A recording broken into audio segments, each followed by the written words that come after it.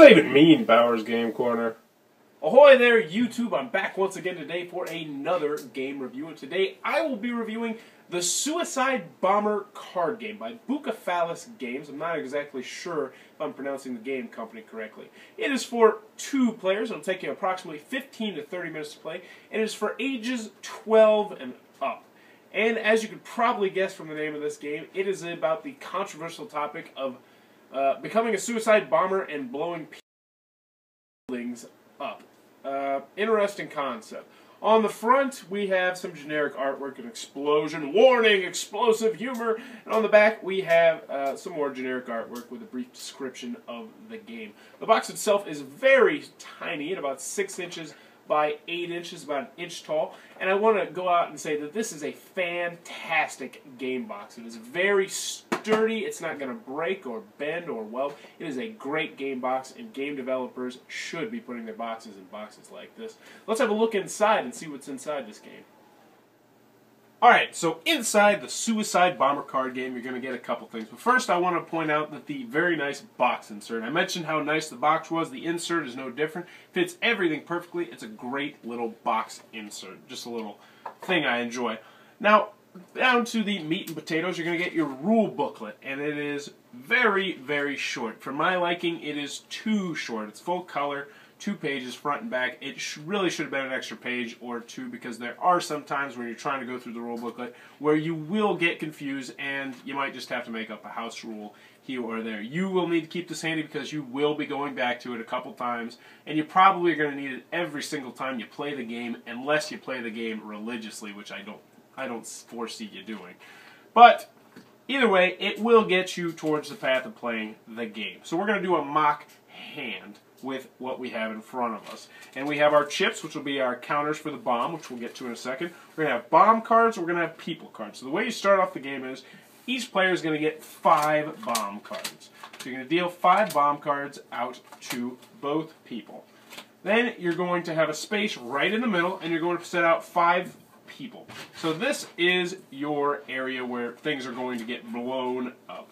Now, you're going to have different people in different locations for each one, and they each have different point increments on them. So this is the exec. It's going to get you 4 points if this ends up in your pile, and obviously the idea of the game is to have the most points. They have the writing on the front and the back, so both, or the top and the bottom, so both players can read it. In this one, it says, when this card is played or killed, the playing or killing player may immediately make 1 normal move, which we'll get to. So each card has its own unique little bugaboos that you're going to be able to do with it.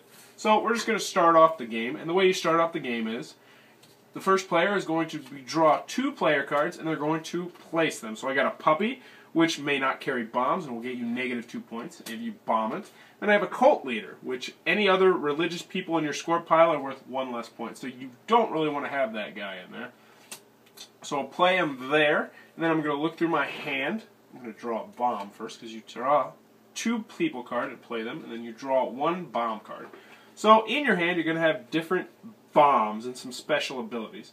They're going to have arrows pointing which way they're going to blow up if you place them. So say if I placed this bomb right here, it would blow up this way and this way. And it matters which way it's pointed towards you, not towards your opponent. Now, you also get to make 1 move, which means you can put 1 person to an adjacent space or switch 2 players, as long as it's not a building, and you can do that as well. But for around this early, we're just going to place a bomb, and we'll just place this bomb, which is going to explode 2 things to the left, right here on this exec. So now my turn is over. This guy takes his turn. The beginning of your turn, the first thing you're going to do is you're going to tick up the bomb. So you're going to place 1 ticker right there, and once it gets to 4, it's going to blow up. Now he's going to take 2 people and play him. He's got a leader's assistant, and he's got a PR flag. So when you play a PR flag, remove a counter from a bomb. So she'll play that there. You take 1 counter off, and then they will draw a bomb card and play it. And some of these bomb cards have special, unique abilities. So this one is called Handoff. Move a bomb to an adjacent person. So if they wanted, they could move this bomb to this person. There's also ones that'll add tickers to the bombs or take away tickers to the bombs. And You go back and forth, and he's going to place a bomb, then it'll be my turn, and I'll place a ticker on each bomb, and bombs will blow up, things will get exploded, buildings will blow up, people will die, and you'll go back and forth, and once you've run out of people cards, the person, you're going to tally up who you killed, and however many points you got from the people you killed, whoever has the most will win the game. It's an interesting concept, and you're just going to go back and forth doing that.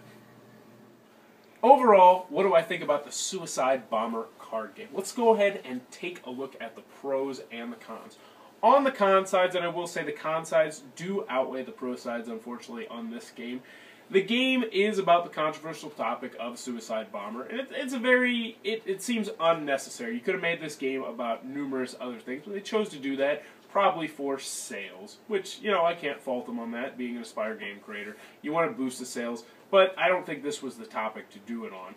Also, some of the cards really annoyed me. They have color on the back of the cards, and then they have black print, and you can't read all the cards, and you have to read every single card in order to successfully complete the game, and that's a very annoying pet peeve. Also, the way that you bomb things is a little bit confusing. You will find yourself bombing something you didn't expect to plenty of times because you're like, ah, crap, the arrow's pointing the wrong way, and it just gets a little bit annoying. Also, it's a two-player game, one of my little bugaboos. You know, if it's a nice, well-done two-player game, I'm a big fan of it, but this, you know, I can think of a lot of other two-player games I would rather play other than that. On the pro side, it's not a terrible game. It's a little bit of fun. You'll bust it out every once in a while because people will be like, whoa, what's that game? Let's try it. And then you'll remember why you leave it on the shelf most of the time. Also, the cards are very well done. I do enjoy the artwork. I think the artwork's pretty clever and unique. It's not too hilariously funny, but it's a unique art style. Also, as I mentioned at the beginning, the box is fantastic. But other than that, I really cannot recommend the Suicide Bomber card game, unless you can find it for absolute dirt cheap, or you're just someone who has to have every single game. Suicide Bomber card game, I'm going to give it a thumbs down. Don't go buy it. If you enjoyed this review, please be sure to subscribe to my other posts. And thanks for your time, YouTube. That was the review for the Suicide Bombers card game. For more reviews, check back at Bauer's Game Corner.